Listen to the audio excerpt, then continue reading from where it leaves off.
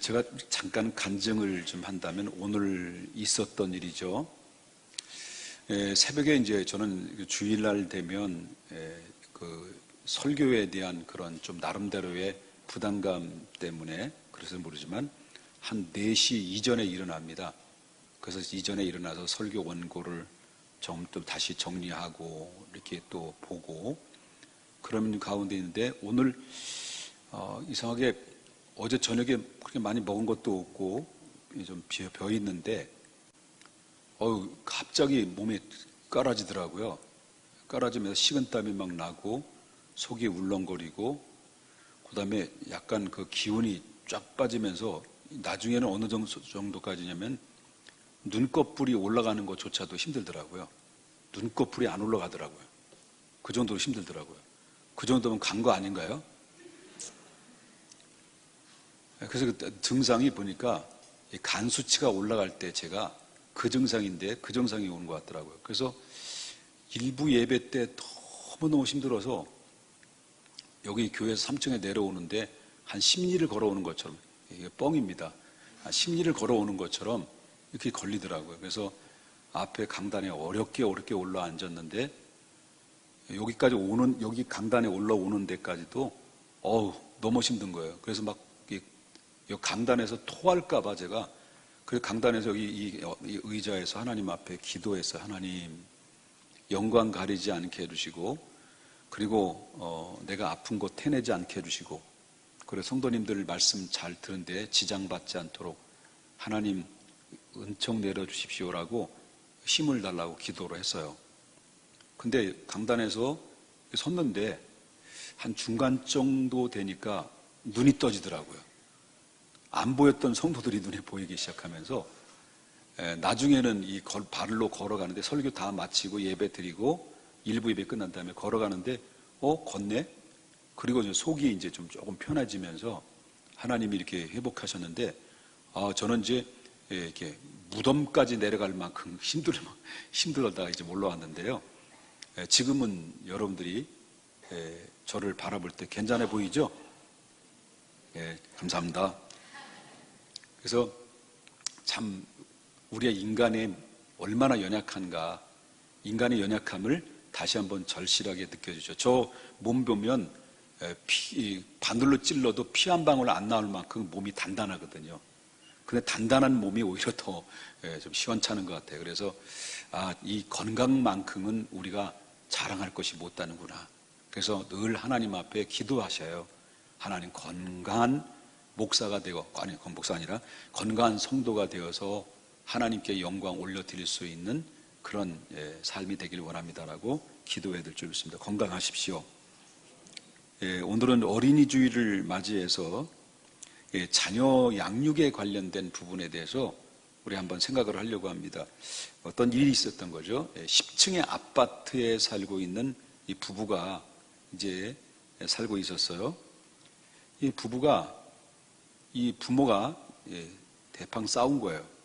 싸워가지고 그 안에는 고등학교 다니는 아들이 하나 있는데 부모가 너무 싸우니까, 격렬하게 싸우니까 그 아들이 하는 얘기가 또 싸워!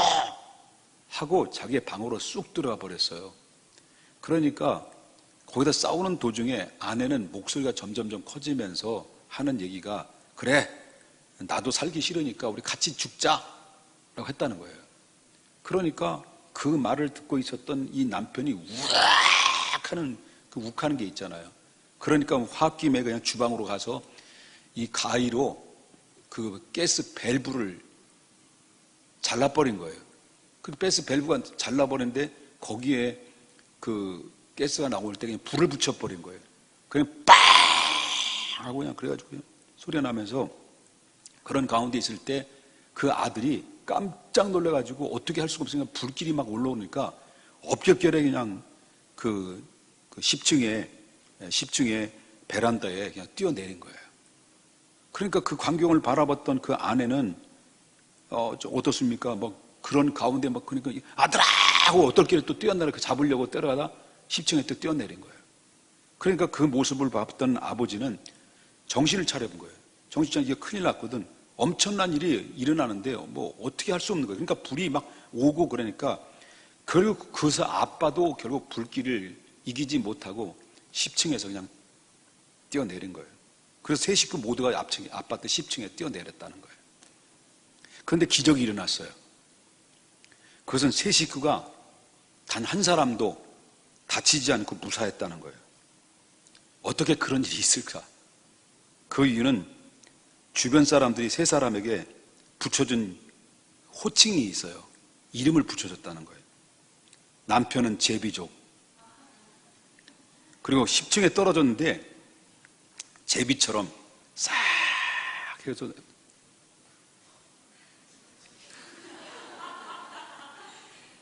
아내는 날라리.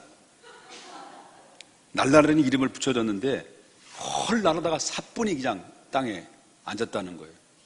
근데 아들은 뭐냐면 비행소년이에요. 그래 비행소년이라 무사히 그냥 이게 착륙했다는 거죠. 맨 처음에 심각했죠. 예? 속았죠? 예. 이건 유머집의 어떤 제가 이제 그 포온글이에요. 포온글인데 참 재밌는 얘기지만 그 이야기를 좀 보면서 오늘날 이 가정이 얼마나 큰 병을 앓고 있는가. 이 사회적인 구성원에 가장 건강해야 될 가정이라고 하는 가정이 얼마나 오늘날 엉망이 되어가고 있는가. 이런 모습들을 꼬집어주는 안타까운 이야기라고 저는 그렇게 보고 있었습니다. 사실 이 가정이 무너지면 어떤 게 무너지냐면 사회가 무너집니다.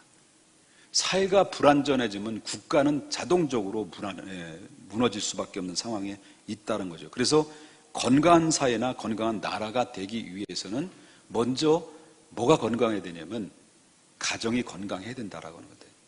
이 가정이 건강해야 되는데 그 가정이 구성원이 어떤 건강함을 가지고 있느냐에 따라서 그 가정은 행복해질 수도 있고 불행해질 수도 있다라고 하는 것을 보게 된다라고 하는 거죠. 가정의 달을 맞이합니다. 이제 가정의 달을 맞아서 오늘 본문의 말씀을 통해서 자녀 양육에 대한 이 원리를 몇 가지만 간단히 드리고 마치려고 합니다. 자, 우리는 첫 번째 원리는 바로 뭐냐면 부모의 책임 원리를 이제 말씀드릴게요. 오늘 본문에 함께 읽었던 말씀을 보게 되면 뭐부터 나오냐면 아비드라라는 말이 나와요. 여기 아비드라라고 하는 이 말은 여기서 나오는 단어적인 의미는 아버지만 의미하는 것이 아니라 부모를 의미한다는 것을 보게 돼요. 이 단어 의미 속에는 부모를 의미하는데 그렇기 때문에 이 본문은 이걸 바꿔서 말한다고 한다면 부모들아 너희 자녀를 노엽게 하지 말고 오직 주의 교훈과 훈계로 양육하라. 그러니까 아비드라라는 말은 이 바르게 자녀를 양육해야 될 책임이 누구에게 있는 거냐면 부모에게 있다라는 것을 얘기하는 거죠. 그래서 우리 하나님께서 우리 자녀들에게 선물로 하나님이 우리의 자녀들에게 주신 거예요. 자녀를 주신 거예요. 그렇습니다. 우리 자녀를 낳아준 것으로 그리고 자녀를 젖을 먹이고 밥을 먹이고 그리고 또 물질적인 필요를 채워주고 좋은 학교를 보내주고 이렇게 도와주는 것이 부모님의 책임으로 끝난다라고 생각해서는 안 된다는 거죠. 부모는 자녀가 이 세상에 제일 먼저 만나는 교사라고 하는 거예요. 부모의 품과 무릎의 등은 자녀가 제일 먼저 다니게 하는 학교라고 하는 것을 말씀드리겠고요. 부모의 말과 행동 하나하나가 자녀가 맨 처음 접하는 교과서라고 말씀드린다면 그 부모의 손길과 그 눈길은 자녀가 처음 느끼는 인격이라는 것을 우리가 보게 된다라고 하는 거죠. 그래서 위대한 삶을 산 사람들의 배후에 뒤에는 누가 있었냐면 한결같은 좋은 부모가 있었다는 것이죠. 이웃을 해를 끼치는 사람들 반대로 보면 해를 끼치는 사람들을 보게 되면 거기에 거의 백발백중에 그 뒤 배경에는 누가 있었냐면 한결같이 문제 있는 부모가 있었다라고 하는 거죠. 이 사회에 문제가 되는 그 요인은 바로 뭐냐면 부모에 어떻게 되느냐, 어떤 부모를 만나느냐에 따라서 성공하는 사람도 있고 또는 해를 끼치는 사람들도 있다라고 하는 것을 보게 된다라고 하는 거죠. 이 세상에는 세 종류가 있어요. 하나는 플러스의 인생이 있고 제로의 인생이 있고 마이너스의 인생이 있습니다. 플러스의 인생은 유익을 주는 사람이에요. 마이너스의 제로의 인생은 뭐 너도 좋고 나도 좋고 그냥 있으나 마나한 사람이고, 마이너스는요 해를 끼치는 사람이에요. 그런데 오늘날 아무리 세상이 혼란해도 부모가 바로 서면 자녀도 바로 서는 거고요. 이 시대가 아무리 어려워도 부모가 진실하면 그 자녀는 반드시 진실할 수밖에 없고요. 주변의 사람들이 아무리 사나워도 부모가 온유하면 아이들도 덩달아 온유함을 갖게 된다는 거예요. 그렇기 때문에 아무리 문화가 타락됐다 할지라도 부모가 정신 차리고 살면 그 자녀들도 부모의 영향을 받기 때문에, 부모가 교과서니까 교과서 본 그대로 바로 그 자녀들도 정신을 차리고 살아가게 된다는 거죠. 부모가 자유주의 신앙을 가지고 있으면 자녀들도 덩달아 자유주의 신앙을 갖게 돼 있어요. 그렇기 때문에 반대로 부모가 돈만 알면 뭐예요? 자녀는 뭐만 알아요? 자녀도 돈만 아는 사람이 되고, 부모가 거짓말을 막 아무렇게나 그냥 떡 먹듯이 막 거짓말을 행하게 되면 자녀들도 거짓말을 아무렇게나 떡 먹듯이 하게 돼 있어요. 왜? 부모는 교과서이기 때문에 그렇다는 거예요. 부모가 주변의 사람들이 경쟁의 대상으로 여기게 되면 자기만 아는 이기적인 사람이 될 수 있는 것이고요. 부모가 자기 세속적인 문화 속에서 취해 살면 자신의 자식도 경건하지 못한 삶 속에서 그냥 타락한 인생으로 살아가는 것을 보게 된다는 거죠. 왜냐하면 자녀는 부모의 채찍근에서 바라보고 자랐던, 채찍근에서 바라보고 그것을 영향을 받는 자녀이기 때문에 그렇다는 것을 우리가 보게 된다라고 하는 거예요. 그렇기 때문에 자녀가 바르게 양육할 가장 책임이 누구에 있느냐면, 자녀가 스스로 양육되는 것이 아니라 부모가 거기에 책임이 막대하게 있다는 것을 보게 된다는 거죠. 학교 선생도 아닙니다. 학교 선생님도 한계가 있는 거고요. 학원 선생님도 아니고 교사도 목사도 아닙니다. 그래서 많은 사람들이, 우리 교회 성도님들이 우리 자녀들 내가 대충 키워도 우리 교회를 자꾸 보내면 그냥 잘 크겠지라고 생각하면 안 되는 거죠.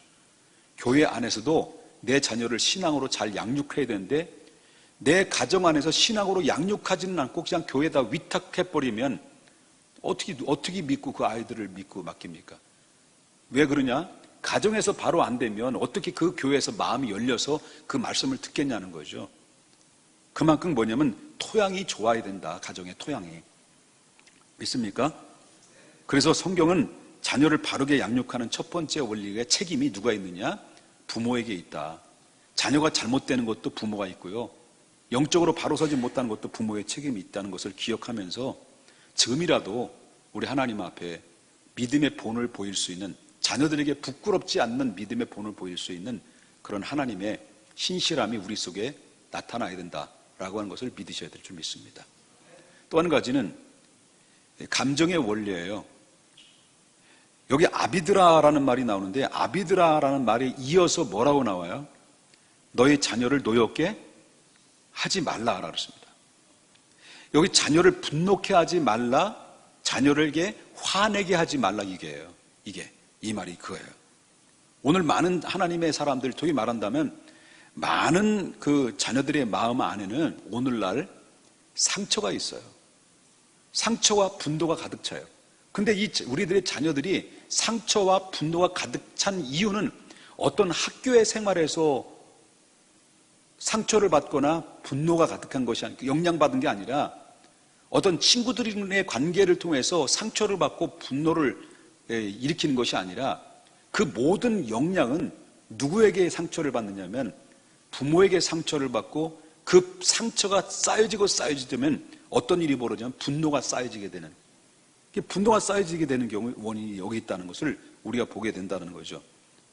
너희들은 좋겠다, 맨날 부모님 욕하고 너희들은 감싸라고 그래서 설교, 그런 설교잖아, 그지? 조금 이따 들어봐봐. 얼마나 잘못된 거야. 근데 그 이유는 뭐냐? 왜 우리들의 자녀들이 상처를 받고 분노가 자꾸 사라지지 않고 채워지고 있느냐라고 할 때, 한마디로 우리들의 자녀를 자기 소유물로 생각하기 때문에 그래요. 자기 소유물로. 부모의 소유물이라는 거예요. 여러분, 솔직히 말해서 하나님이 여러분 자녀들을 하나님이 주신 선물로 허락하셨다는 것을 믿으시나요? 믿으셔요? 너희들은 뭐 아니잖아. 그 부모님이 하나님 주신 선물이지, 그지? 근데 자녀를 하나님의 선물이라고 이야기하면서도 불구하고 하나님의 선물이라고 생각하지 않고 자기 소유물이라고 생각하는 경우가 다분히 많이 있다라고 하는 거예요. 그러다 보니까 마치 노예 주인이 노예를 자기 소유물로 여겨가지고 노예의 인격을 완전히 무시하는 것처럼 자기 자녀도 자기 소유물로 여기는 부모는 자기 자녀에게도 인격이 있다는 것을 분명히 알고 있으면서도 불구하고 자녀를 막 함부로 대하는 거죠. 그래서 결국 자녀의 인격이 폭력적으로, 인격적 폭력적으로 나가게 되고 가하게 되는 결과까지 얻게 되는데, 부모가 자녀의 인격에 폭력이 가하는 가장 흔한 경우가 바로 뭐냐면, 자녀가 부모의 의견이 다르다는 생각 때문에 그냥 눌러버리는 거예요. 솔직히 말해서 자녀의 생각이 부모보다 더 월등하게 좋은 생각과 좋은 판단을 가지고 있는 것도 분명히 있는데도 불구하고, 그럼에도 불구하고 부모는 그 부모의 권위로 일방적으로 자녀에게 모든 생각까지도조차도 그냥 눌러버리다 보니까 건방지게 니까짓 게 뭘 안다고, 그거부터 다 튀어나오는 거죠. 니까짓 게 뭘 안다고 그러면서 부모의 말을 따르지 않는다고 해서 큰 소리를 막 지르고 그냥 괴성을 지르고 그 의견을 내는데, 감히 어디에 말대꾸를 하냐고 건방지게 하고 막 이렇게 자녀에게 인격에 가하는 부모의 폭력이 계속 쌓여지고 쌓여지다 보면 이미 점점 부모에 대한 마음이 닫혀지게 되고, 그리고 부모에 대한 마음이 닫혀질 뿐만 아니라 신뢰를 사라지게 되고, 그리고 나중에 결혼을 하게 되면 똑같이 부모처럼 답습한다는 것을 보게 된다라고 하는 거예요. 달라져야 됩니다. 아멘.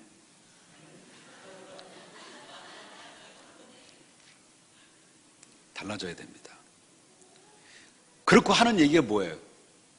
사람들이 그렇게 다 상처를 줄 대로 주놓고 하는 얘기가 뭐예요? 사랑하기 때문에.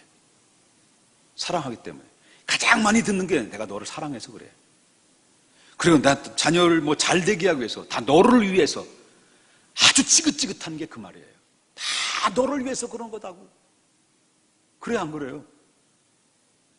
그렇게 하는 것이라고 막 말씀하면서 자녀는, 그럴 때 자녀는 뭐예요?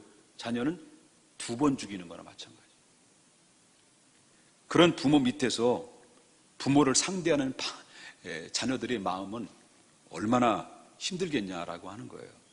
너무 힘듭니다. 그래서 어떤 경우에는 자녀가 자기 소유물이라고 생각하다 보니까 자녀에게는 자유가 없는 거예요. 하다못해 핸드폰도 뺏겨요. 허락할 때만 그냥 그 시간만 정해져 있어요. 그래서 어디 가면 핸드폰도 막 다 부모에게 이제 상납을 해요. 그러니까 한마디로 말하면 이 부모의 원격 장치에 의해서 그냥 조종해 당하는 거예요. 내 소유물이니까. 자유의 의지를 가지고 자기가 나름대로 그 창의력과 진취적을 가지고 날개를 피고 자기가 활동하고 이렇게 진취적으로 창의력으로 나갈 수 있는 길을 열어주지 않다 보니까 결국 어떻습니까? 자녀긴 자녀인데, 사랑받는 자녀긴 자녀인데 노예의 자녀가 되는 그런 경우들이 많이 있습니다. 그래서 당신이 원하는 대학에 꼭 들어가야 되는 거예요. 자기는 지방 우유 먹으면서 아들은 서울대학 가라고 서울 우유만 자꾸 먹이는 이런 부분들이 얼마나 많이 있는지 몰라요. 그래서 사도 바울은 고린도전서 13장에 사랑은 무례히 행치 아니한다고 그랬어요. 아무리 부모라 할지라도 자녀에게 뭐를 갖춰야 되냐면요, 예의를 갖춰야 된다라고 하는 거예요. 그러다 보니까 한참 정신없이 설교를 하다 보니까 세 딸이 여기에 다 앉아있네. 미안하다. 물론 자녀가 잘못했을 경우에도 혼을 내야 해요. 때로는 매도 들어야 되죠. 때로는 채찍도 가야 됩니다. 그리고 마땅한 그건 부모의 권한인데, 그러나 그것도 잘 견제하고 절제해야 된다는 것을 보게 된다라고 하는 거죠. 분명히 거기에는 지켜줘야 될 예의가 있다는 거예요. 그래서 자녀와 부모의 관계도 부모가 자녀에게도 자녀가 부모에게 예의를 갖춰 이놈아 이렇게 얘기하는 것도 바람직한 것이지만 거기에 반해서 책임질 수 있는 삶으로 자녀에게도 예의를 갖출 수 있는 그런 인격적인 모양도 있어야 된다라고 하는 거죠. 그러다 보니까 뭐예요? 나중에 늙으면 부모에 대해서 별로 관심이 없는 거예요. 이것이 자녀를 노엽게 하지 말라는 이유가 바로 거기다라고 하는 것을 보게 되고요. 마지막 세 번째는요, 교훈과 훈계의 원리가 있습니다. 여기는 자녀를 노엽게 하지 말라는 말씀을 이어서 뭐라고 나와요? 오직 주의 교훈과 훈계로 양육하라라고 말합니다. 한마디로 말한다면 주의 교훈과 훈계를 가지고 자녀를 양육하라 이렇게 말씀하고 있거든요. 이것은 바로 가장 바람직한 거다라는 거예요. 자녀가 안전하고 탈선하지 않고 자녀가 복을 받고 하나님신 축복 속에서 부모의 품 안에서 자유롭게 두 날개를 비상할 수 있는 길이 무엇인가 할 때 가장 표본적으로 우리에게 보여준 예라고 하는 거죠. 그게 바로 뭐냐면 오직 주의 교훈과 훈계로 양육하는 것이다. 그럼 여기서 이제 교훈과 훈계라는 말이 나와요. 그럼 여기서 나오는 오직이라는 말이 나오는데 오직이 뭐예요? 오직이라는 것은 헬라의 원어로 볼 때는 다른 방법은 없다라는 얘기예요. 다른 방법 없다. 그러면 오직 자녀를 잘 양육할 수 있는 것은 다른 방법 이외에는 없는데 그럼 그 이어서 뭡니까? 오직 다른 방법인데 방법이 뭐냐? 그거는 이것밖에 없다는 거예요. 이것밖에 없는데 그게 바로 뭐냐면 교훈과 훈계라는 건데 근데 교훈과 훈계 앞에 뭐가 붙어 있어요? 주예요. 주예. 이 주자가 딱 빠진 상태 속에서 교훈과 훈계를 아이들이 양육하면 물론 성공할 수 있어요. 좋은 인격적으로 자랄 수 있어요. 그런데 그 안에 바탕에 뭐가 없어요? 그리스도가 없는 거예요. 그리스도가 없는 성공, 그리스도가 없는 명예, 그건 다 없는 거예요. 그래서 뭐가 있어야 돼요? 주의 교훈과 훈계로 양육하라는 거예요. 그냥 교훈과 훈계가 아닙니다. 거기에 뭐예요? 주의. 그래서 교훈이라는 말인데 교훈을 살펴보게 되면 교훈이라는 말은 헬라어의 원어의 내용을 단어를 보니까 이렇게 나왔어요. 훈련이나 체벌 그리고 징계 이게 교훈이라는 거예요. 이 말은 무슨 말이냐면 어떤 목표를 세우고 그 목표를 도달하기 위해서는 억지로라도 훈련을 시켜서 그 목표를 도달할 수 있도록 그 자녀에게 강요해라는 거예요. 그리고 훈련에 벗어나면 그 목표에 어긋날 경우에는 그 어긋나지 않도록 체벌까지도 가하면서 과감하게 함으로 말미암아 이 포함해서라도 그 올바로 빗나간 길을 잡아주라는 거예요. 이게 교훈이라는 거예요. 그런 의미에서 이 교훈의 단어가 담겨져 있는데 그런데 여기에 보면은 이 부모가 자기 잘못된 길로 자녀들이 갈 때 부모가 그냥 잘 되겠지.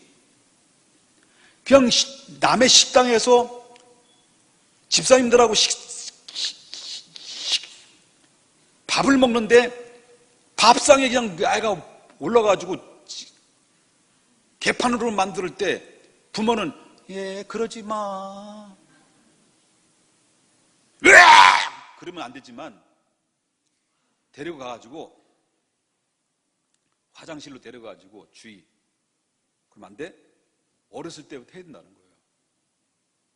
이게 바로 바른 길로 가지 못하게, 이게 바로 빗나간 길로 가지 않게 하기 위해서 이게 부모가 그걸 책임을 져야 되는데 요즘 부모가 너무 자녀들에게 우상이 되다 보니까 자기 소유물이 되다 보니까 그렇게 되든 말든 전혀 신경 안 써요.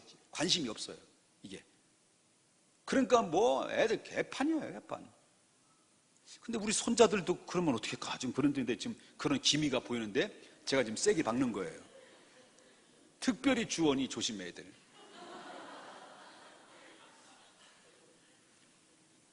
그러니까 이 어렸을 때부터 이거를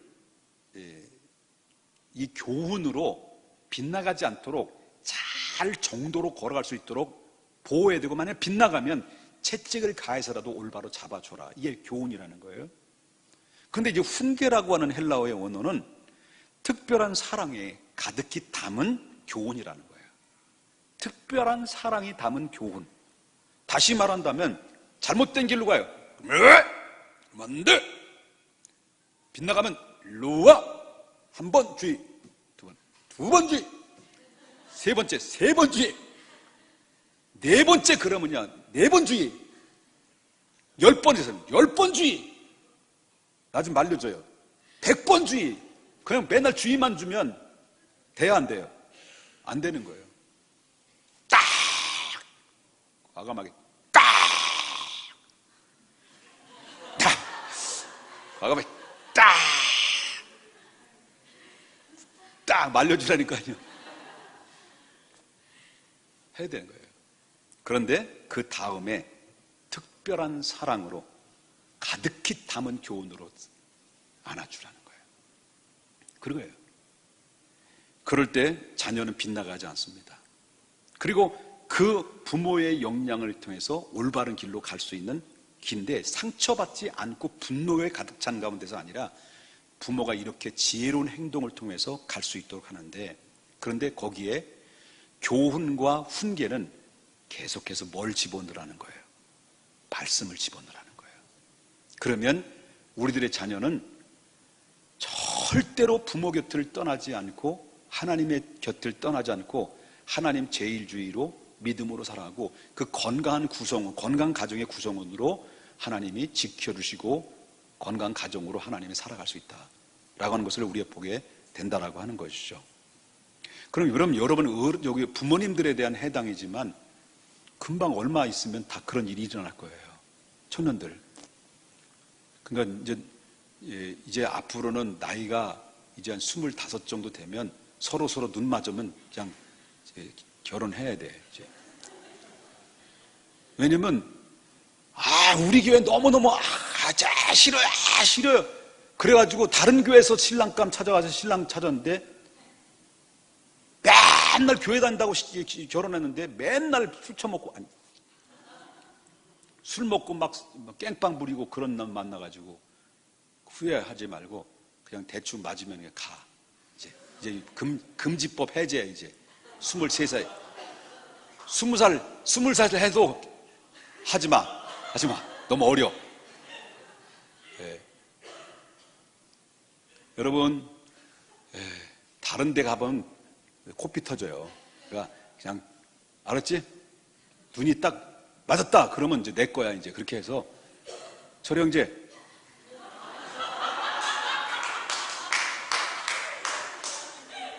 용현 형제, 다른 데서 기웃 그리지 말고, 또 나를 좋아하는 사람이 또 있어야 되겠지. 또 그럼 누가 맺어줘야 되겠네. 그럼 그럴 때는 한숨이 아니라 주여 나와요. 주여. 너 뭐 배웠냐 여태까지? 찬양 인도하고. 그게 뭐야? 주여 해야지. 할렐루야. 건강한 가정 되십시다. 우리 3가지 말씀드렸습니다. 자녀에는 부모의 책임이 있다라는 것이고, 그리고 또한 2번째로 말씀드렸던 것은 바로 뭐냐면, 감정적인 이 부분에 대해서 자녀에게 아픔을 주지 마라. 왜냐하면 자녀에게도 인격적인 대우를 해줘야 할 필요성이 있다는 것이죠. 저는 자녀들에게 많이 매를 댔습니다마는, 그리고 나서 엄청나게 물질적인 제공을 많이 했어요. 그래서 지금 이 좋은 점수를 지금까지 따고 있는데, 그런데 다 줬는데 지금 아직 들어온 수입은 별로 없어요. 우리 다 같이 함께 기도하겠습니다.